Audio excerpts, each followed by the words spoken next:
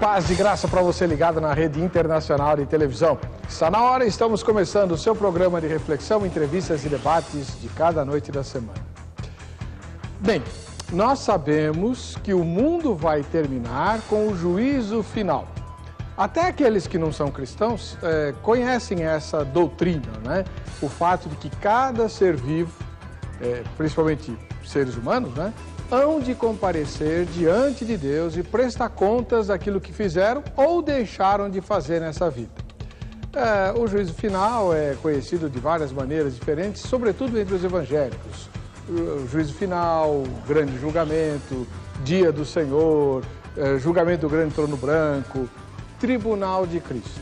Aí a coisa se diverge um pouquinho. Para alguns grupos evangélicos, o tribunal de Cristo se refere a um julgamento diferente. Um julgamento onde não serão levados em conta os pecados das pessoas. Então, o que é que vai ser julgado? Eu não sei. Você talvez possa me ajudar a encontrar a resposta, porque é exatamente sobre o tribunal de Cristo que nós vamos conversar hoje. Lá na segunda carta do apóstolo Paulo aos Coríntios, no 5º capítulo, se não me engano no versículo número 9, ele diz que importa que todos nós compareçamos diante do tribunal de Cristo. Esse tribunal, seja o que for, vai tratar exatamente de quê? E você, diante dele, vai receber qual veredito? Está no ar o Vejam Só.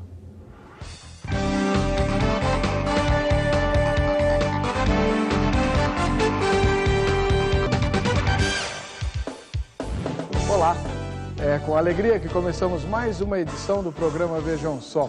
A edição de hoje é a edição do Vejam Só especial e que vai ao ar todas as sextas-feiras pela rede internacional de televisão para todo o Brasil, não apenas para o nosso país, mas para as 3 Américas e também para a Europa e boa parte da Ásia. A cada telespectador sintonizado na RIT, as nossas boas-vindas. Para tratar desse assunto, o Tribunal de Cristo e o seu conteúdo, né? Nós trouxemos 2 teólogos. O primeiro deles é o pastor Marcos Samuel Pereira dos Santos, da Igreja Batista Redenção. Como vai, pastor? Tudo bem? Tudo bem. Seja bem-vindo. Obrigado. Do outro lado, o pastor Rogério Carvalho, que é ministro da Igreja Metodista do Brasil e professor na GRADE, Academia Teológica da Graça de Deus, além de outras escolas. Como é que vai? Tudo bem, pastor? Seja bem-vindo. Pastor Marcos Samuel, obrigado por ter voltado. Obrigado. A Igreja Batista Redenção fica fora de São Paulo, né? Fica. Nós temos a sede aqui na Parada Inglesa, na Talíbia Leonel, 3780. Temos um núcleo em Atibaia e temos um em Bragança Paulista, onde eu sou pastor. Lá no interior? Lá no interior, Bragança Paulista. Como é que vai o Bragantino? O Bragantino tá bem, tá voltando para a primeira divisão. Que beleza. E o endereço lá em Bragança qual é? Avenida José Gomes da Rocha Leal, número 1084, no centro de Bragança Paulista. E a Igreja Batista Redenção é da Convenção das Igrejas Da Convenção, Batistas? isso mesmo. Muito obrigado por ter vindo, pastor. O pastor Rogério Carvalho é já conhecido do programa, porque ele dá aula há vários anos na Academia Teológica da Graça de Deus, a AGRADE, né? Pastor Rogério, o senhor é da Igreja Metodista do Brasil? Isso. Está de licença esse ano? Esse ano eu estou de licença. O senhor pastoreou a outra igreja? Aricanduva, perto de Vila Matilde. Muito bem. Na grade, o senhor dá aula de quê? Eu dei um módulo agora justamente de epístolas paulinas e gerais. E o senhor também é professor na Faculdade Teológica Metodista Livre? Isso também. Qual disciplina? Antropologia e filosofia. Muito bom. Sua esposa também é uma excelente professora, né? Também. Faz um tempo que não leciona, mas... Ah, é? Ela está de licença? Não, ela se dedica exclusivamente ao trabalho de psicóloga, né? Ela é psicóloga e aí parou de lecionar. Tá, muito bem. Fica aqui o convite, tanto para ela voltar a dar aula na grade, quanto a nos ajudar aqui no Vejam Só, que a gente vive precisando de psicólogas e ela é uma excelente profissional. Ok.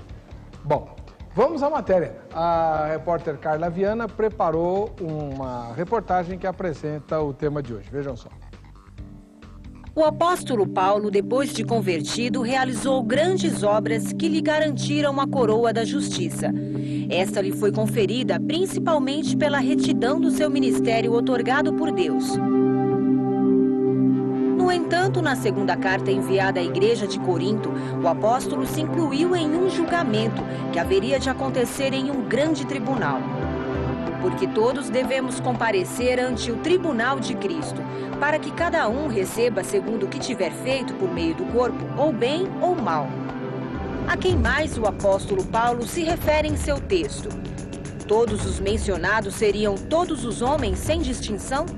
Ao que tudo indica, seriam os crentes da época, o próprio Paulo e os crentes que posteriormente fariam parte do corpo de Cristo. Assim, o julgamento para toda a humanidade não cabe neste contexto. No julgamento geral, muito provavelmente, figuras carimbadas estarão presentes. Judas, o traidor, Barrabás, exemplo de uma vida sem Deus, Hitler, que dispensa comentários, e outros que serão julgados e punidos imediatamente. Já no julgamento dos salvos, Cristo se assentará para julgar as obras dos membros do seu corpo, quer sejam boas ou más. Estes serão provados pelo fogo e receberão galardões se forem merecedores, como em uma cerimônia solene de entrega de recompensas. Mas o Vejam Só desta noite debate se neste tribunal os pecados também serão trazidos à tona. Tá aí, né? Como boa reformada, a dona Carla deixou-se levar pela ideia, né, do Tribunal de Cristo, ligado apenas ao julgamento dos crentes. Vamos discutir isso. É só para salvo o Tribunal de Cristo? Mas se o cara está salvo, ele vai ser julgado por o quê? Qual é o conteúdo desse julgamento? Em segundo lugar, qual a distinção, se é que existe, para o juízo final? E uma vez que o juiz é o mesmo, né? Enfim, o que é que o Tribunal de Cristo, sobretudo aquele mencionado pelo apóstolo Paulo em Coríntios, né, 2 Coríntios 5:9, quer dizer? Você participa hoje exclusivamente pelo site, é o Vejam Só Especial, né? Então você participa pelo site, vejamsó.com.br. Né? Vote na enquete que você pode ganhar prêmios muito especiais, daqui a pouquinho eu os apresentarei para você. Antes, vamos conhecer a opinião, pelo menos a opinião inicial, né, dos nossos dois teólogos convidados e depois iniciaremos o debate. Pastor Marcos Samuel Pereira dos Santos, ele é da Igreja Batista Redenção, até onde eu sei é uma igreja de linha mais conservadora. Ortodoxa. Né? E como é que o senhor responde a essa pergunta? O Tribunal de Cristo, lá de 2 Coríntios 5:10, eu falei 5:9 não, é 5:10, ele vai tratar de pecados ou não? O Tribunal de Cristo, que Paulo menciona lá, respondendo até um pouco da chamada, nosso entendimento, à luz da Escritura, é que é só para os crentes e não é um tribunal de aspecto forense. Não será um tribunal onde os pecados serão acusados dos crentes. Os pecados vão ser levados em consideração, mas é um tribunal diferente, é um tribunal de receber galardões. Cristo vai recompensar os seus a partir da sua vida, daquilo que eles fizeram aqui, mas não é um tribunal onde eles vão ser condenados pelos seus pecados. Por quê? Porque a Bíblia diz que não há condenação para os que estão em Cristo. Romanos 8, capítulo 1. E se os crentes, é comum as pessoas terem a ideia de que quando chegarem nesse tribunal vai ser posto um filminho e as pessoas vão assistir aos pecados que fizeram nessa vida e tudo mais. Não, isso não vai acontecer, não é assim que nós entendemos. Certo, tá ok. Muito bem, deixa eu adotar aqui as perguntas, uma pergunta que me ocorreu, depois eu faço. Okay. Né? Pastor Rogério Carvalho, o senhor, como professor de teologia, acabou de ministrar o curso sobre epístolas paulinas, etc. E, segundo a produção, tem um pensamento mais, um pouco divergente em relação a isso. Bom, como qualquer assunto que ligado ao fim dos tempos, as opiniões se multiplicam, né? Eu sempre digo aqui no programa, em escatologia, se você tiver 10 teólogos, você tem no mínimo 11 opiniões. Qual é a sua opinião sobre o Tribunal de Cristo? Ele vai tratar de pecados? Minha opinião é muito parecida com a do pastor Marcos.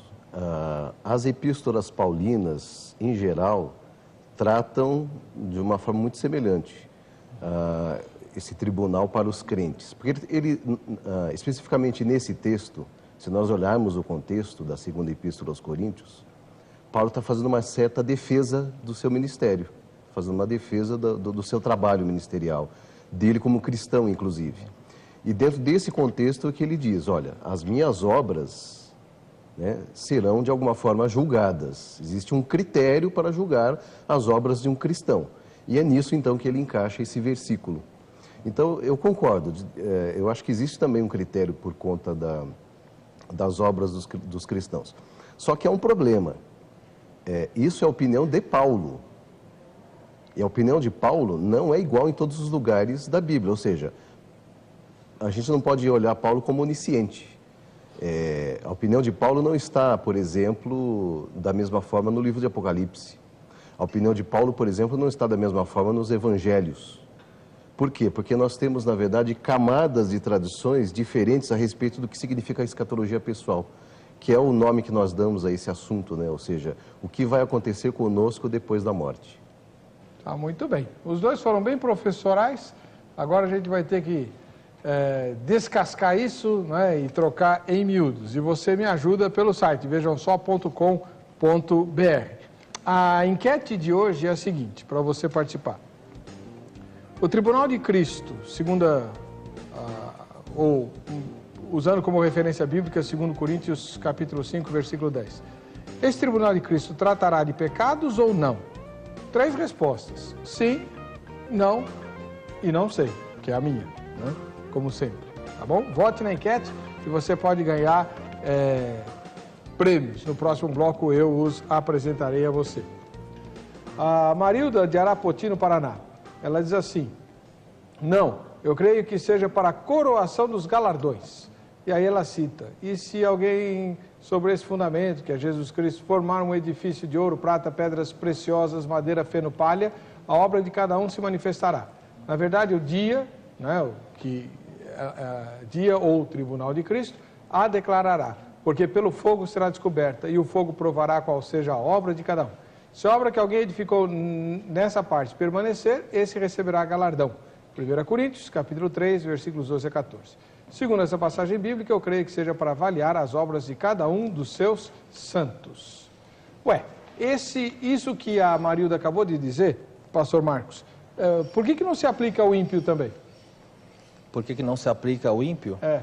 Porque Paulo está fazendo menção de alguém que está edificando no fundamento que ele lançou, que é Cristo Jesus, e o ímpio não está edificando, o ímpio está fora desse fundamento. Então não se enquadra aqui.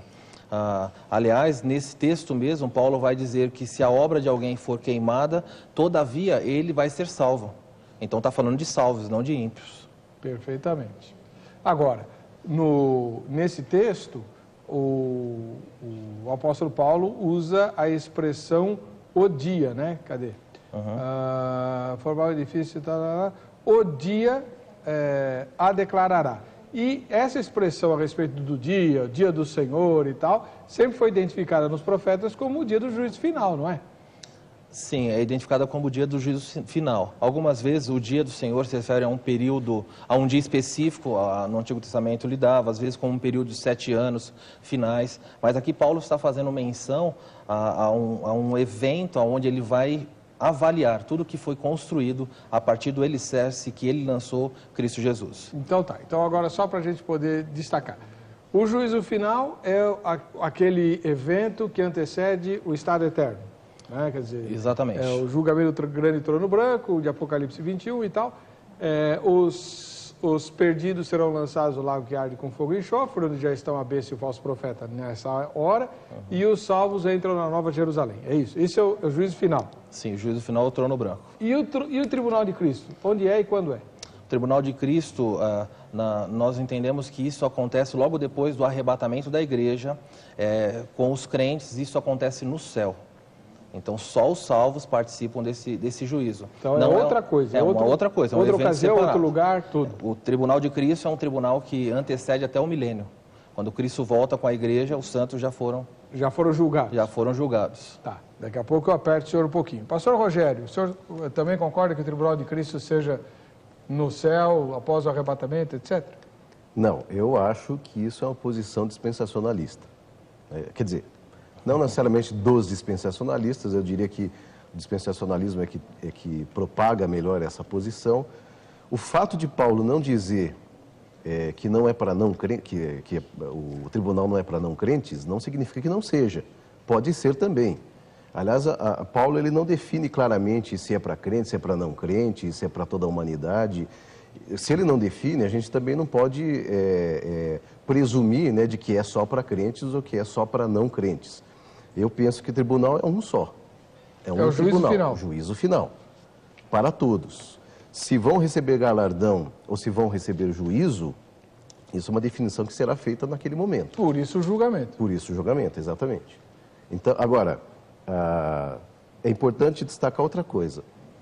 Os textos, especialmente os textos de Paulo ou do livro de Apocalipse, recebem influências da mentalidade da época.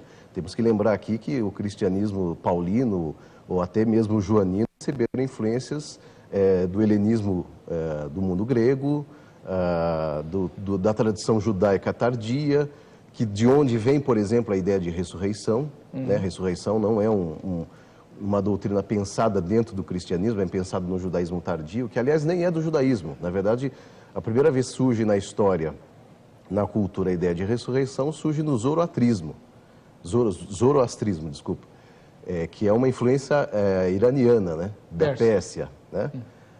Então, todas essas tradições têm que ser levadas em conta quando nós lemos os textos. Então, quando o texto não cita alguma coisa, não necessariamente não está lá aquilo na tradição da época.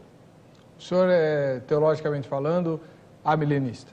Sou amilenista. Se fosse colocar na forma de um rótulo, seria amilenista. Porque essa escatologia é um problema. Exato. Quer dizer, um problema não, para mim é uma solução, porque eu tenho temas à vontade para toda a eternidade, né? E sempre com muita discussão. Eu estava conversando, inclusive, com o pastor Marcos, que eu já vi esse programa acho que 7 vezes. Ah, foi mais. Ou mais.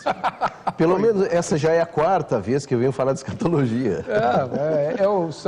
É a temática mais recorrente e, por incrível que pareça, a que mais desperta curiosidade e interesse entre os telespectadores, né? Enfim, vamos ver, né? Você vai anotando aí a opinião dos convidados, as opiniões dos telespectadores e ao final do programa você vai ter um farto material para tirar a sua própria conclusão a respeito do seu assunto. Ou confirmando o que você já pensava, ou modificando a sua opinião, né? Isso acontece comigo bastante. Osmar, de Joinville, Santa Catarina, diz assim: depois do arrebatamento da igreja, acontecerá no céu o tribunal de Cristo, onde o mestre irá galardoar os seus servos, mediante o trabalho de cada um na sua obra aqui na terra. Tudo aquilo que fazemos para Deus aqui na terra, o justo juiz irá recompensar-nos com cargos e confiança no reino milenial. Dependendo da capacidade de cada um, no reino milenial iremos governar as cidades, estados e países do mundo. Iremos ser vereadores, prefeitos, governadores e presidentes das nações. Lucas 19, 17 a 19. No milênio será implantado o reino de Deus na terra. Veja como será. Aí ele menciona várias passagens, Isaías 11 e também o capítulo 65 de Isaías, Miqueias 4. Arrebatamento, tribunal de Cristo, vinda de Jesus em glória, derrota do anticristo e do falso profeta, reino milenial, ó glória! Né? O Osmar faz aqui um esboço da doutrina, segundo entendem os dispensacionalistas, né? Que o pastor Marcos já vai comentar e o pastor Rogério criticar daqui a pouquinho. Bem, já que o assunto envolve de novo escatologia, né? O Osmar mandou aqui um esquema, um esboço da sequência dos eventos, né? Ligados ao tribunal de Cristo, ao arrebatamento da igreja, à grande tribulação, a volta de Cristo, o reino milenial e tal. E eu queria saber, então, primeiro do pastor Marcos Samuel, da Igreja Batista Redenção, que veio lá de longe para participar do programa, né? Quantas horas há de viagem, pastor? 1 hora. 1 hora eu demorei mais aqui dentro de São Paulo do que na estrada. Mas isso, né? Isso normal. É claro, normal. E cada vez pior. Quero ver no ano da Copa. Misericórdia. Aliás, eu não quero ver. O senhor concorda com o que o Osmar colocou aqui? Ele disse assim, principalmente essa questão. Dependendo da capacidade de cada um, avaliada, né, no Tribunal de Cristo, no reino milenial iremos governar as cidades, estados e países do mundo. Iremos ser vereadores, prefeitos, governadores e presidentes das nações, conforme Lucas 19, 17 a 19. Né? Porque no milênio, diz ele, né, Osmar, será implantado o reino de Deus na terra. E aí? A Bíblia realmente fala que os crentes iriam governar com ele. Não sei se vai ser nessa divisão, aí, presidente, governador, mas que os crentes, sim, aqueles que o Senhor julgar capazes, vão ocupar funções primordiais aí no reestruturar desse mundo durante o reino milenar. Isso tranquilamente a Bíblia aponta. Então, tem gente que vai ser governador sem eleição? Sem eleição, a critério do Senhor. No milênio não tem democracia, não? Não. É ditadura? Não, é teocracia. Mas se é ele que manda, por que precisa de presidentes? É que ele está nos dando o privilégio de fazer isso. E vai ter país para tanto crente governar? Vai ter, certamente não vão ser todos, vão ser alguns, mas vai ter oportunidade. Os outros, os que não forem capazes, vão ter os seus ministérios conforme Deus determinar através de Cristo. Tá bom. Deixa eu ouvir a opinião do pastor Rogério e a gente vai explorando isso. Pastor Rogério, o senhor acha que entende diferente isso, né? Com certeza. Osmar, não inventa. Não é ele que inventou isso. Não, mas a escatologia é um lugar muito legal para se inventar um monte de coisa, e países, e governos, e etc. E outra coisa, Osmar, isso aqui é uma parábola. Parábola não se faz isso. Quer dizer, está se interpretando uma parábola de forma literal. Parábola é uma ilustração apenas, né? Agora, a parábola das minas e tal. Isso, exatamente. Eu quero ler um texto aqui, que está na Epístola aos Hebreus, que difere, inclusive, da tradição paulina, né? Paulo está dizendo lá a respeito de um tribunal que ele diz que ele vai comparecer também. Uhum.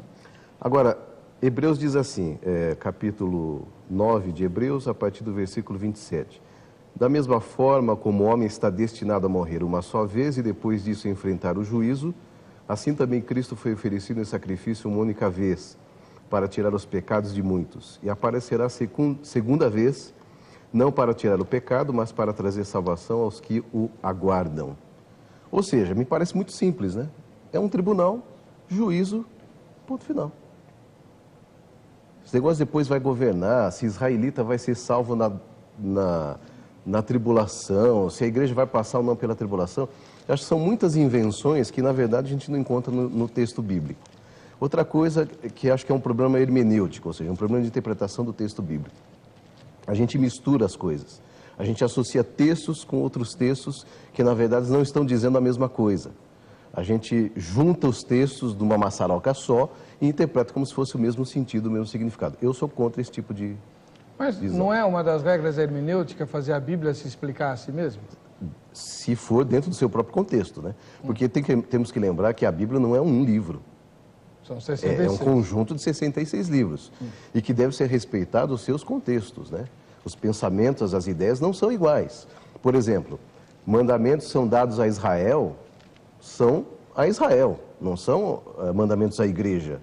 Porque senão eu teria que aplicar aos dias de hoje. Então, se nós não respeitarmos os sentidos e as camadas do texto, conforme qualquer leitura racional ou razoável faça, a gente atropela. Então, antes de ouvir o pastor Marcos, só uma pergunta bem objetiva para o senhor. Se o Tribunal de Cristo não vai premiar com galardões, assim, com cargos no reino milenial, como o senhor entende esses galardões que a Bíblia menciona? Então, mas não fala especificamente como é que são esses galardões. Não dá clareza a respeito disso. Então, para o senhor é um mistério. É um mistério, nós não sabemos. Para mim também. Aliás, o grande mistério, vou perguntar para o pastor Marcos. Pastor Marcos, essa ideia dos galardões pode ser interpretada dessa forma? O senhor concorda com ela ou o senhor tem outra ideia dos galardões? E, em segundo lugar, o fato de Jesus premiar com galardões não vai, de uma certa forma, gerar competição, frustração, coisas inadmissíveis no céu? Tá, separando então as perguntas, em relação à primeira, nós não sabemos, a Bíblia não fala o que é o galardão. Nós podemos, com a nossa liberdade, mas sempre dizendo para as pessoas que é uma opinião nossa, o que é esse galardão. O fato de governar, penso um pouco diferente do pastor Rogério, até entendo que não é uma parábola. Nós vemos lá em Apocalipse, ele falando, em Apocalipse 2, no versículo 27, falando, olha, e ao vencedor que guardar até o fim as minhas obras, eu darei autoridade sobre as nações. E aí ele vai trabalhar sobre essa ideia de uma recompensa nesse sentido. Não, mas o que o pastor Rogério falou de parábola é o texto de Lucas que o Que o Osmar... que o Osmar havia mencionado. Lá em Lucas 19, eu acho que é a parábola das minas, se não me engano. Sim. A ideia lá que o Osmar menciona de os galardões serem dessa forma, presidente, governador, a Bíblia não fala o que é um galardão. É uma recompensa que nós vamos receber. Mas Apocalipse fala de governo. E Apocalipse fala de governo. É isso que eu queria pontuar em relação a isso aí. Nós, aqueles que Cristo entender dessa forma, vão sim governar durante o reino que ele estiver aqui. A sua segunda pergunta? Era o que seriam os galardões, mas o senhor já respondeu antes, né? Ok. Que não dá para saber. Não dá para saber. A Bíblia não fala. O senhor concorda com... A Bíblia não fala. Eu, particularmente, a segunda pergunta, além de ser os galardões, você perguntou se não vai ter uma certa soberba. Olha, eu estou com um galardão, ganhei mais. Não, se nós entendermos que tudo aquilo que Deus nos recompensar naquele dia, quando Cristo nos entregar, seja o que for, isso vai ser depositado aos pés dele novamente. Então, nós não vamos sentir nenhum tipo de orgulho e nem inveja de quem tem mais ou quem tem menos. Certamente, eu imagino, ou tenho convicção que Paulo vai receber muito mais do que eu e tantos outros irmãos aí que batalharam pela fé vão receber mais. Mas, de alguma forma, isso vai ser devolvido aos pés do Cordeiro. Então, ninguém vai se usurpar isso, se orgulhar achando que é melhor que o outro. Agora, pastor, o pastor Rogério, ele fez uma colocação que eu queria explorar um pouquinho melhor pela ótica do dispensacionalista que o senhor está defendendo. Por que ter dois tribunais? O texto de Hebreus, por exemplo, fala que ao homem está ordenado morrer uma só vez e depois disso segue-se o juízo. Então não é um juízo só, são dois? Não, quando o Hebreus fala ali, ele está falando sobre a ideia de quando alguém morre, ele vai aguardar o juízo. Esse juízo vem. Então, mas o crente tem dois. Não, o crente não. O juízo que ele está falando, nós temos duas separações. O incrédulo vai ser julgado no trono branco. Lá nós vemos em Apocalipse, lá no final, Apocalipse 19. Vi grandes, pequenos foram colocados diante de um grande trono, livros foram abertos, suas obras foram julgadas, não estando no livro da vida, foi jogado no lago de fogo e enxofre. Então, nesse julgamento o crente não vai? Não, esse julgamento o crente não está. Mas se são todos grandes, pequenos, não, os crentes, ricos e pobres? Os crentes não passam por nenhum julgamento condenatório, porque não há condenação para eles. O tribunal de Cristo, ao que Paulo se refere, é um tribunal semelhante ao que acontecia nos jogos gregos, por exemplo. É um tribunal não forense, mas é quase um tribunal olímpico. É um tribunal que as pessoas desempenham, estão pensando aqui numa competição, estão desempenhando uma corrida. Ao final, o que acontece? Os três ganham, os três primeiros, né? Ouro, prata e bronze. Os outros vão chegar ali, completaram aquela corrida. E alguns não vão receber, mas alguns vão receber. Então, é um tribunal onde é dado recompensas e não punição. O tribunal do trono branco é um tribunal em que as pessoas são lançadas no lago de fogo e enxofre. Não há livramento nesse tribunal. Tá, mas só mais uma perguntinha sobre esse assunto, depois eu quero ouvir o pastor Rogério. Se só comparecem ímpios ao trono branco, ou seja, só os condenados, por que o texto de Apocalipse 21 menciona os que não estão escritos no livro da vida? Nenhum deles estará. Exatamente. Isso acontece por quê? Para que as pessoas saibam que elas estão sendo jogadas no juízo, não é pelas suas obras. Quando nós lemos o texto fala assim: e vi grandes e pequenos, poderosos diante do trono. E foram abertos os livros. E aí foi relacionado às suas obras. E aí as obras, os pecados daquelas pessoas são apresentados a elas. Mas não é por isso que ela não vai para lá, que ela vai para o lago de fogo. É dito para ela, vê se o nome dele está no livro da vida. Porque mesmo que ele tivesse, vamos supor que tivesse algum crente lá, se tivesse cometido os pecados, se o livro estivesse no livro da vida o nome, o sacrifício de Cristo seria coberto. O fato é que elas são lançadas no lago de fogo para evidenciar para elas, vocês estão sendo lançados no lago de fogo, não é pelo que vocês fizeram, mas é porque Cristo e o sacrifício deles não anulou isso daí e o seu nome não foi no livro da vida. Pastor Rogério? Eu acho que a primeira coisa, eu acho, é tentar entrar na cabeça do juiz, né? O que ele está pensando? Se eu vou fazer um tribunal, dois, não, esse eu vou avisar que ele não. Eu concordo que haja critérios. Eu acho que a justiça de Deus, no mínimo, tem que ser superior à do homem. A justiça do homem tem critérios, inclusive a ideia de proporcionalidade, né? E é julgado cada pessoa de acordo com aquilo que faz. Agora, se nós pensarmos em termos de, volto a dizer, tradição que estão presentes nos escritos, E mesmo dentro da história do cristianismo, o que prevalece é sempre a ideia de um tribunal só. Essa ideia de dois tribunais, de um é galardão, o outro é para juiz, condenação, de que a palavrinha bema, no grego, significa entregar medalha, né, como se fosse, se comparando às Olimpíadas. Isso é uma tradição teológica que foi criada bem posteriormente. Se nós olharmos na tradição dos pais apostólicos, por exemplo, Tertuliano, Orígenes, até mesmo Agostinho, a noção é de um trono só, um julgamento apenas. Que é o juízo final. Que é o juízo final. Aí, pastor, como é que fica... Falando de memória, hein? Se eu errar, perdoa. João 5,24. Quem ouve minha palavra e crê naquele que me enviou tem a vida eterna. Não entra em juízo, mas passou da morte para a vida. Sim, não entra em juízo, mas não é juízo final. No sentido de... Não entra em juízo no sentido de você ser perdoado, de você receber não ser condenado. Vida, não ser condenado, exato. O que nós sabemos, inclusive, na tradição da teologia sistemática, né, da dogmática cristã, é que em Cristo todos nós estamos. Inclusive essa é a teologia de Paulo, né? Se nós estamos em Cristo, nós não temos condenação. Agora, não termos condenação não significa não nos apresentarmos diante de um tribunal. Certo.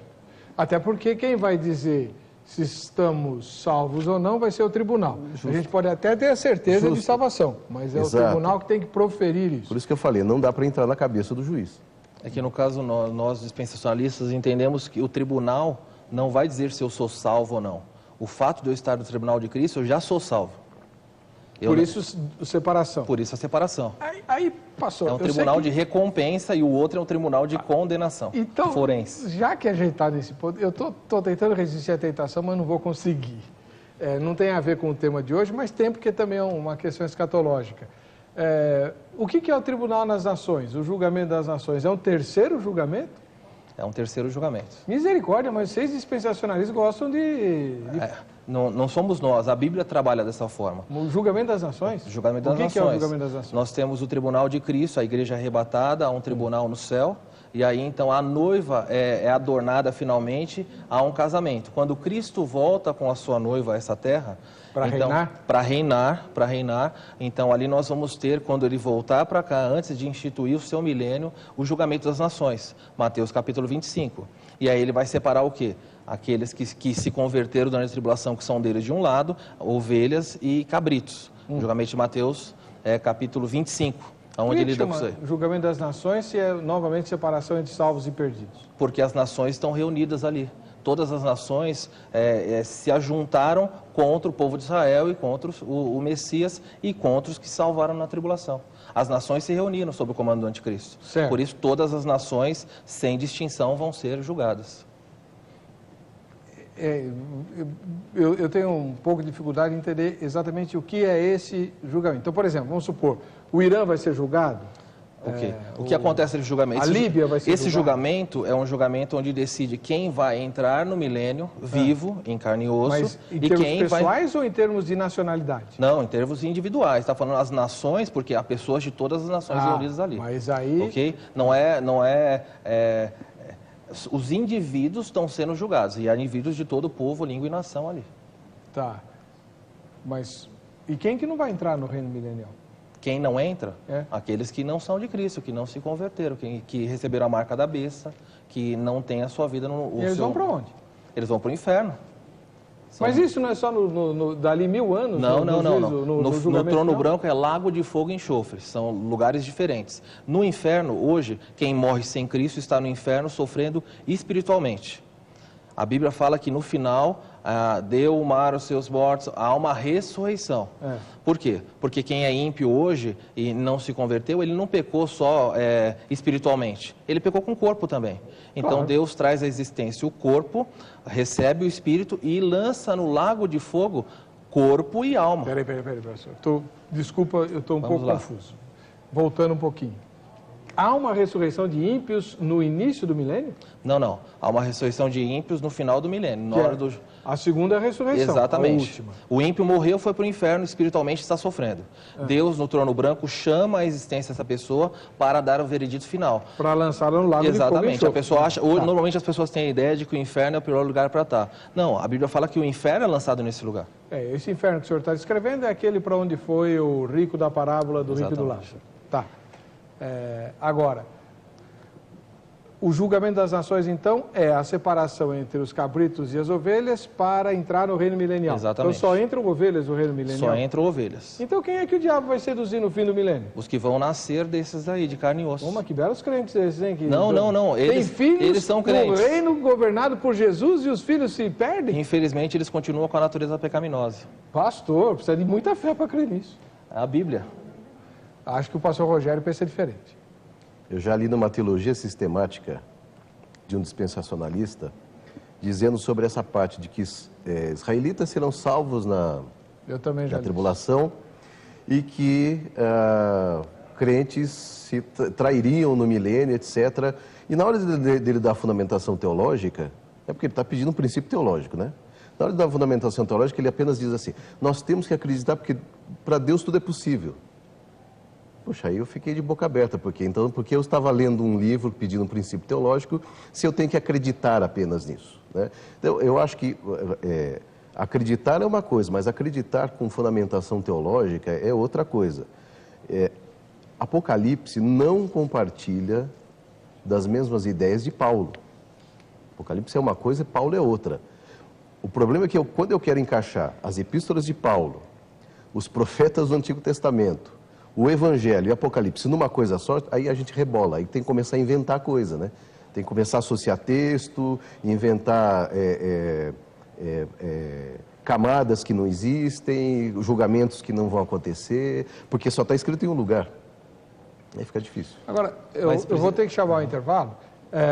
Pastor Rogério, durante várias falas do irmão hoje, o senhor fala de tradições ou de influências, e agora, com essa sua explanação, passa a ideia de que a Bíblia, então, não tem um discurso uniforme e não pode ser crida como inspirada por Deus. Não, é inspirada, mas não é uniforme.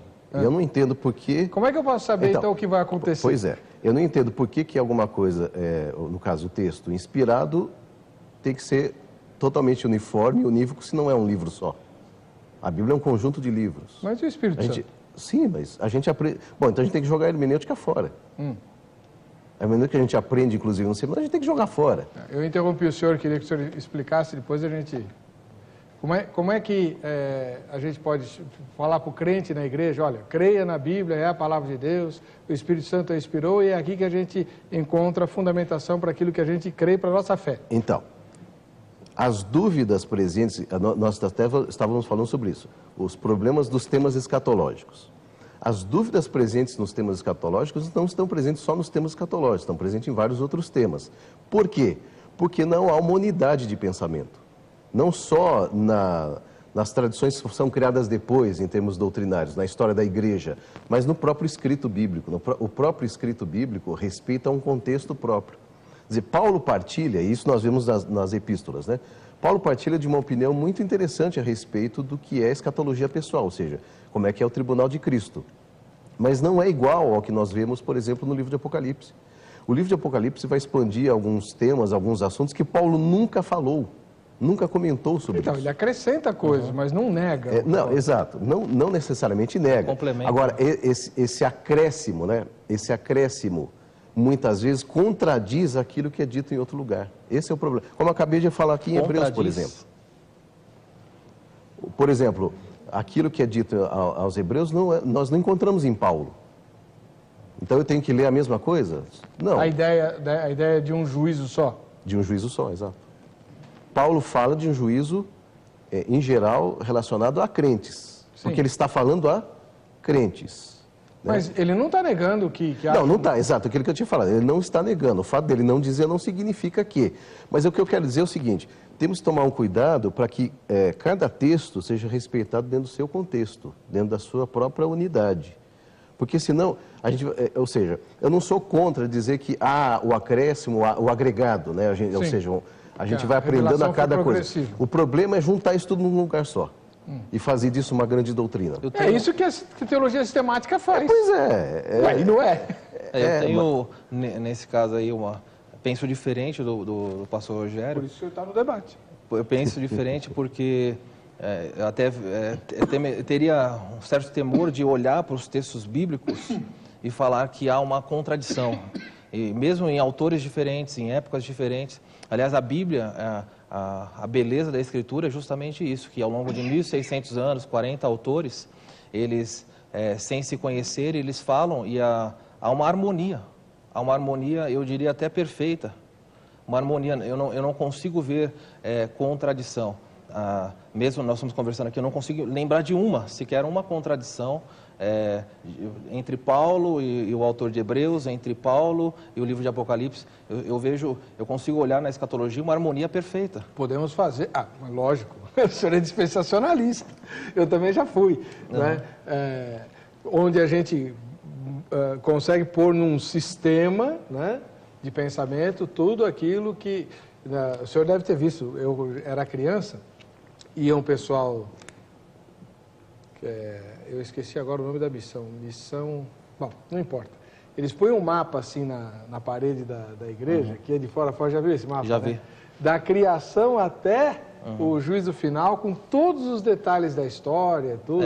Não é assim que nós entendemos. Eles conseguem classificar isso. Tudo, né? Eu falo de harmonia porque o autor... quem está escrevendo são pessoas diferentes, mas o espírito que está movendo é o mesmo. Ele não pode mover Paulo a escrever algo e João a escrever outra coisa. Claro, é a ideia da unidade da revelação progressiva. Bom, o Vejam Só é feito de ideias diferentes, por isso mesmo um debate. Você vai anotando aí todos os argumentos para que você mesmo tire as suas próprias conclusões. O Nivaldo Chaves de Oliveira, de Londrina, no Paraná, diz que Deus abençoe a todos. A paz do Senhor. Todos devemos comparecer ante o tribunal de Cristo para que cada um receba segundo o que tiver feito por meio do corpo. Né? Bem ou mal. Os nossos pecados foram expiados. Deus nunca mais se recordará deles. Hebreus 10, 17. O ato de um simples copo d'água dado, quando em ajuda a alguém, em trabalho em hospital, a alguém, né? A mensagem dele está toda truncada.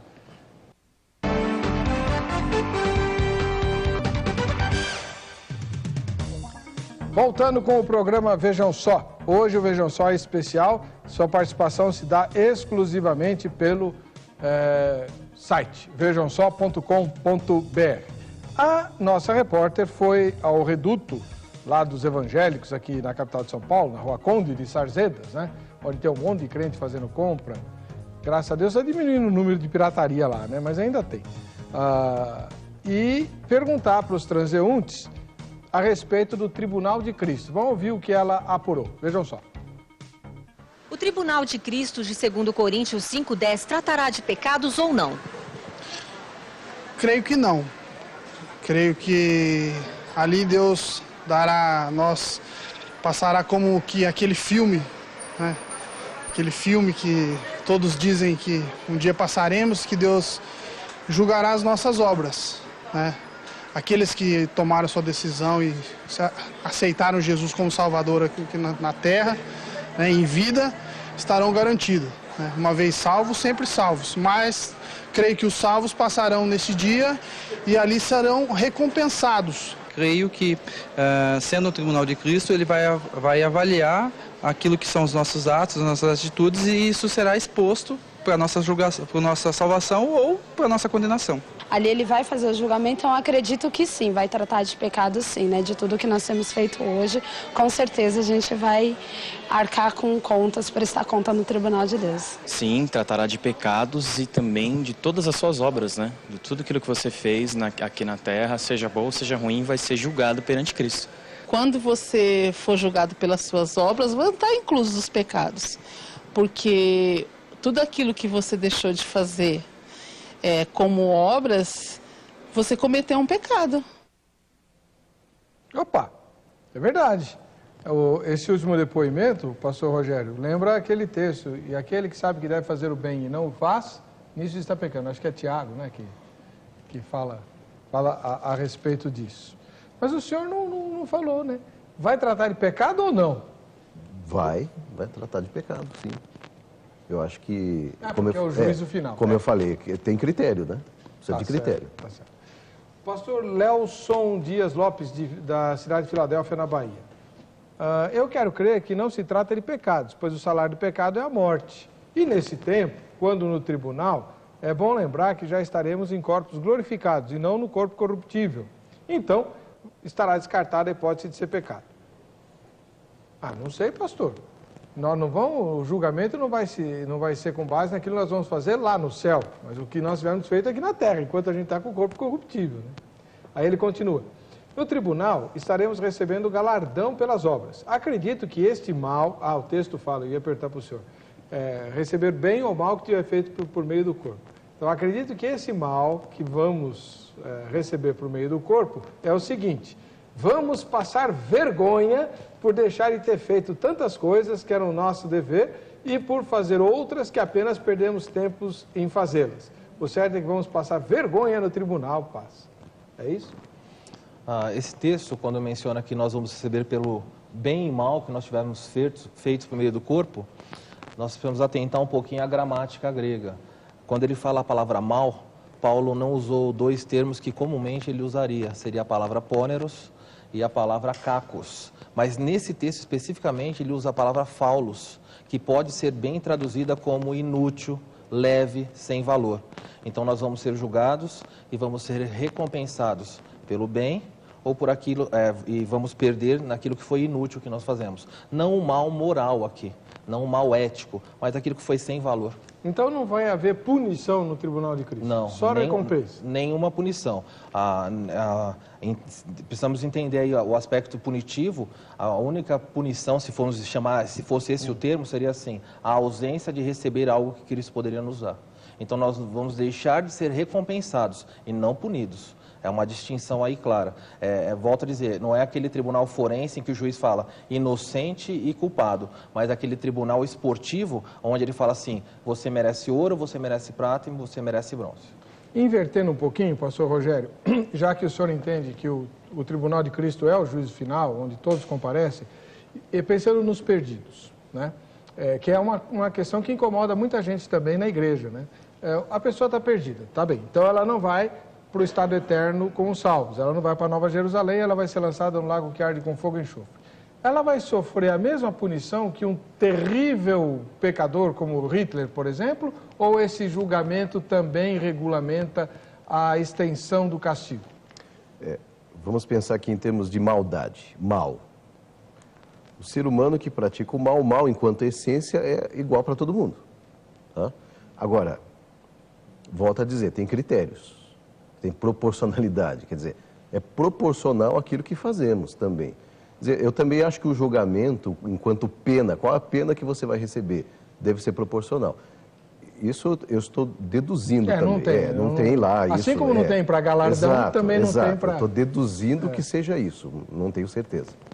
Tá certo. A Bíblia parece apontar, inclusive, nessa direção, né? No texto, quando fala que foram abertos livros e foi olhado as obras das pessoas. Então deve ter um critério para estar olhando as obras, o que as pessoas fizeram.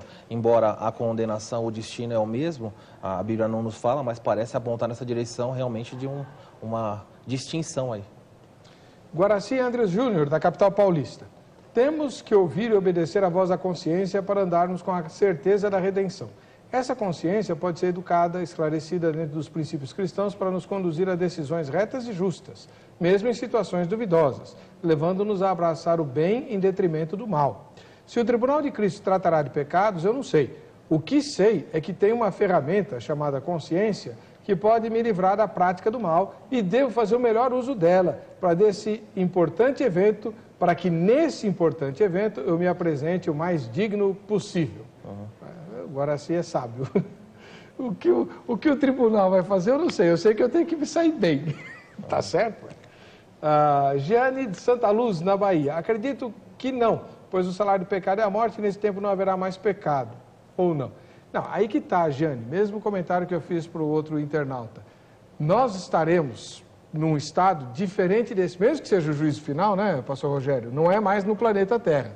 A Terra e o mar passaram e tal, é outra circunstância. Mas o julgamento é com base naquilo que nós fizemos aqui, agora, com esse corpo, né, enfim. Então, pode sim tratar de pecados, dependendo da postura que você entende. Falar nisso, pastor Marcos, eu tinha anotado aqui, se o tribunal de Cristo abarca apenas os salvos e é como se fossem as notas dos especialistas no desempenho, né, para premiar os melhores com medalhas e tal, como é que o irmão entende que se cumprirá aquela palavra da Bíblia que diz assim, nada há em oculto que não venha a ser revelado? Não é no tribunal de Cristo que vai se revelar? Não, se eu me engano, acho que é Lucas que fala sobre isso. Lucas capítulo 8. Lucas capítulo 8, Jesus vem falando assim, ninguém depois de acender uma candeia a cobre com um cesto ou a põe debaixo de uma cama. Pelo contrário, a coloca sobre um velador, a fim de que todos que entrem vejam a luz. Assim, nada oculto que não venha a se manifestar, nem escondido que não venha a ser conhecido e revelado. Ele está falando aí do dever daqueles que foram ascendidos de manifestar isso. Não está falando do tribunal, não. Está falando que aqueles que foram ascendidos não podem ficar ocultos. Não há nada que está oculto hoje que não venha a ser revelado. É necessário que a mensagem de Cristo seja anunciada. Então não tem nada a ver com o pecado escondido que vai aparecer? Não é isso que ele está falando. A ideia lá de um filme que ele vai mostrar que olha os seus pecados, não é isso. Embora no tribunal de Cristo, os pecados, o critério não vai ser acusar as pessoas por causa de pecado, mas elas deixam de receber galardão baseado no que elas fizeram. Cristo vai considerar sim. A culpa pelo pecado foi paga por ele, mas nós somos responsáveis como nós vivemos aqui. Assim como aconteceu ao longo da vida de tantas pessoas aqui na terra. Davi matou, mandou matar Urias, adulterou, recebeu perdão? Recebeu, mas isso é uma consequência. O filho morreu. Então a consequência é perder o galardão que ele poderia desfrutar. Pastor Rogério, o senhor quer ler algum texto? Não. Então, deixa eu pedir ao irmão. O senhor, desde o início do programa, vem defendendo uma ideia mais simplista do entendimento dessas coisas, sem tantos detalhes esquemáticos, né? Ou sistemáticos, vamos chamar assim, para encaixar as diversas fontes de informação que a Bíblia traz a respeito desse assunto. Então, para o senhor, em termos assim gerais e simples, como se o senhor estivesse na escola dominical da sua igreja, como é que se darão esses eventos do fim envolvendo o julgamento? Então, eu gosto sempre de dizer, vou dizer algo que eu falo para os meus alunos e também para a igreja. Eu gosto muito de pautar a escatologia no que está nos evangelhos, nas epístolas. Se nós formos para... Não que Apocalipse, como a gente falou aqui, agrega, mas é muito complicado tentar juntar as coisas, né? Até reformadores evitaram isso. Exato, né? Então, eu acho que é mais prudente seguir as indicações das epístolas e as indicações dos evangelhos. Em relação a isso, os evangelhos e epístolas se calam muito. Como vai ser, o que vai acontecer, se vai ser galardão, se não vai, se um vai receber mais, se o outro vai receber menos. Então, por isso que eu sou simplista, porque me parece que Paulo, os evangelhos também são simples em relação à vida após a morte. Vida após a morte parece ser um mistério não muito bem desvendado. Geralmente é isso que eu digo, tanto aos meus alunos quanto à igreja, que a nossa escatologia tem que ser um pouco mais contingencial. E isso tem o benefício, na minha opinião, de gerar uma curiosidade para a gente satisfazer depois da morte, né? Pois é, também acho, né? Não só acha que nós vamos ter surpresa? Eu acho que não só para cristãos, para não cristãos também. E outra coisa, na conversa aqui no debate, eu cheguei à seguinte conclusão. Para a escatologia dispensacionalista dar mais certo, o camarada precisa ser calvinista. Uhum. É o que eu sou. Porque já está salvo. Ah, tá. Não corre o risco de... Exato. Senão sai do esquema. O arminiano teria uma certa dificuldade para...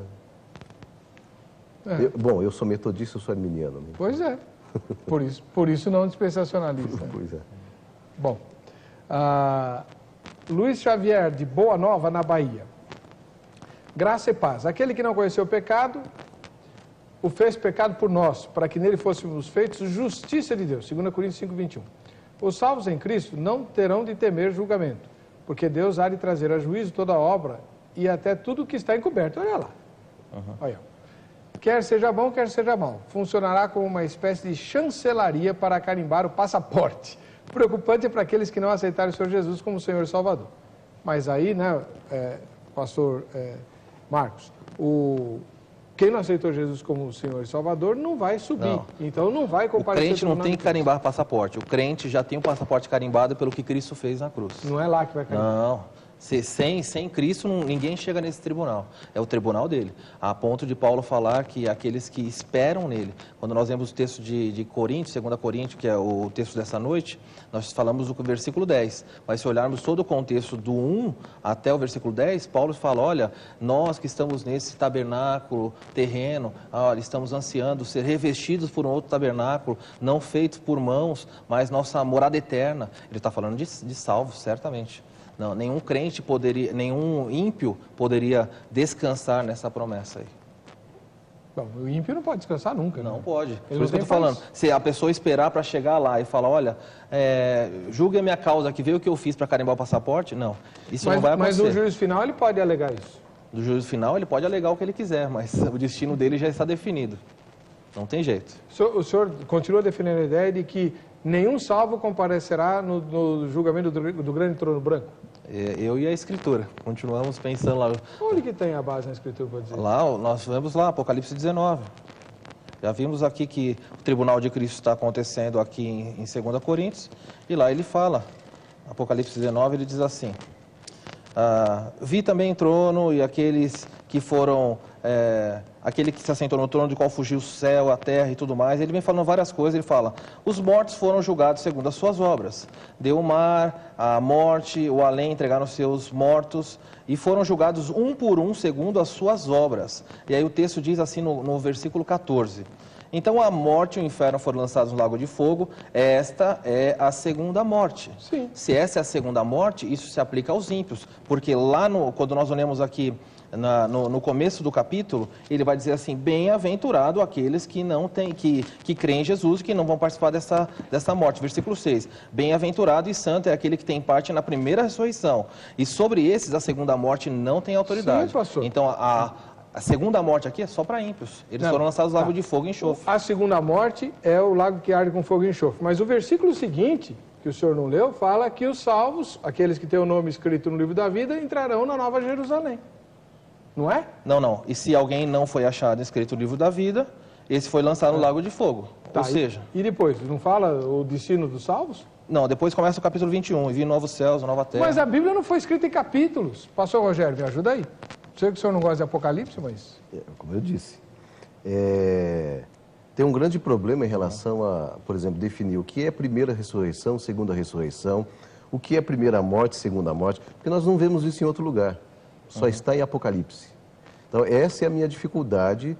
Eu volto a dizer, eu não quero jogar fora Apocalipse. Só que Apocalipse não compartilha de algo que não está nas epístolas de Paulo e não está nos evangelhos. Então, se a gente tenta harmonizar, cria um sistema. Exato. Eu acho que é mais fácil harmonizar aquilo que já está harmonizado. Harmonizar aquilo que não está harmonizado é complicado. Outra coisa é costume fazer essas costuras, né? Porque fica mais fácil a gente conseguir colocar dentro de um quadro. Mas aí a minha pergunta é a Bíblia que está harmonizada ou nós que estamos tentando harmonizar o que não está, na verdade? Em cima dessa palavra do pastor Rogério, queria perguntar para o pastor Marcos o seguinte, que eu digo para os meus alunos, pastor, como eu disse ao senhor, né, sou um ardoroso estudante de escatologia, só que quanto mais eu estudo, com mais dúvida eu fico. Pelo seguinte, a questão, assim, eu sei que o senhor vai me entender e o telespectador também. Pouco antes de Jesus nascer, os judeus, durante o período interbíblico, pegaram todas as profecias messiânicas e construíram um sistema de interpretação dessas profecias, que eles conheciam de cor, né? E criaram a imagem de um Messias tão estilizada, tão completa, tão tudo encaixadinho, e Jesus não veio do jeito que eles esperavam. E eles rejeitaram Jesus. Nós não corremos, ao sistematizar de forma tão detalhada todas as profecias sobre o fim, o mesmo risco? Criar um quadro a respeito do fim dos tempos tão detalhado, né, com a identificação de cada chifre da besta e tudo mais, e se não acontecer desse jeito, deixar os crentes daquela época confusos? Eu creio que nós não incorremos no mesmo erro, porque os judeus daquela época não tinham a Bíblia completa. Nós temos. Aliás, o livro de Apocalipse é chamado de revelação. E ele foi nos dado para falar o que iria acontecer. E abençoa quem estuda. E abençoa aquele que estuda. Capítulo. A base até do que nós estamos falando, que eu olhei aqui no versículo 4 do Apocalipse 20, ele diz assim: e os que não receberam a marca da besta na sua fronte e mão, viveram e reinarão com Cristo durante 1000 anos. O restante dos mortos, ou seja, alguns viveram, os que estão com Cristo, que não receberam a marca. O restante dos mortos não ressurgiu até que se completasse 1000 anos. Ou seja, quando chega aqui na frente, no versículo 12, ele fala: vi também os mortos. Quem são os mortos? O que ele já falou lá. Os que receberam a marca dele estão mortos, estão aguardando isso daqui. Por isso não há nenhum justo aqui. Morreram no Armagedon. Morreram no Armagedon. Muito bem. Quanto tempo eu tenho, Ana? João Batista de São Lourenço, em Minas Gerais. Mateus 25, 31 a 46 relata que sobre aqueles que obedeceram, eles obedeceram, e aqueles que obedeceram, ele disse: então dirá o rei aos que tiverem obedecido: vinde, bendize meu Pai, possuir por herança o reino que vos está preparado desde a fundação do mundo. Observação: cada um receba segundo o que tiver feito por meio do corpo, ou bem ou mal. No próprio texto de Coríntios define: o meu Senhor é o mesmo, ontem, hoje e o será para sempre. Esse evangelho tal, eu não entendi qual é o objetivo da mensagem do João Batista aqui de São Lourenço, em Minas Gerais. E, pelo que eu entendi, o pastor Marcos, ele está entendendo aquilo que o senhor chamou de julgamento das nações como o tribunal de Cristo. E não é. Não. O julgamento das nações acontece aqui, quando Cristo volta com a sua igreja. E o tribunal de Cristo acontece no céu. Aí a posição do pastor Rogério é mais tranquila. É um juízo só, lá no trono branco e ponto final, certo? Exatamente. Você pode endereçar seus questionamentos, suas dúvidas, seus comentários aos nossos dois convidados. O contato deles está no site, vejamsó.com.br, você vai na aba Convidados e pelo tema, né, inclusive dos programas anteriores, você localiza cada um dos convidados. Muito obrigado, pastor Marcos Samuel Pereira dos Santos, da Igreja Batista Redenção. Okay. Obrigado por ter viajado até aqui, participado mais uma vez do nosso programa. Eu que agradeço a oportunidade de participar. E quero convidar aqueles que estão na região de Bragança, ali Paulista, toda quarta-feira, das 8 às 9 da noite, nós estudamos o livro de Apocalipse. Dá tempo de você participar, nós estamos ainda no capítulo 2, então tem tempo. Perfeito. Pastor Rogério, muito obrigado por ter vindo, né, deixado suas aulas na Metodista Livre, na Agrade, e quiser se despedir dos convidados. Quero. Faz tempo que eu queria fazer isso, vou aproveitar então. Pai, mãe, estou aqui, eles assistem, né? Eles gostam de assistir o programa. Geralda, Pedro, meu beijo e paz aos meus alunos. A irmã Geralda é a professora de psicologia que eu mencionei no início do programa, esposa do pastor Rogério. Muito bem, para você que fica com a gente, que fica com a Rita, a paz e a graça do Senhor Jesus, nos encontraremos no próximo Vejam Só, se o Tribunal de Cristo não vier antes.